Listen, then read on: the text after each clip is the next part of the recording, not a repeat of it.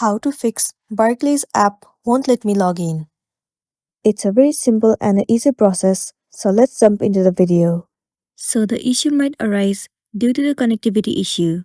In that case, what you want to do is, you have to check whether your internet connection is stable or not. So make sure that you are connected to the stable Wi-Fi. Once your connection is stable enough, the next thing you want to do is head over to your app store. In the source bar, search for Barclays.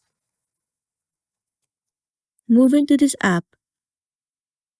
Right here, instead of open, if it shows the option of update, then your application is not up to date. And it might be one of the reasons that you are facing this issue. If that's the case, then tap on update and update your application to the latest version. Once you have the latest version of the app, the next thing you want to do is head over to the settings of a device. Move into general. Head over to iPhone storage. In this page, search for the application Barclays. Once you find it, head over to it. You will be landing on this page. Right here, tap on Offload App. Once again, click on Offload App. Offloading app means clearing the cache and the storage of the application. It will remove all of the unwanted bugs and make your application run smoothly. It might also fix the issue that you have been facing, and then you'll be good to go.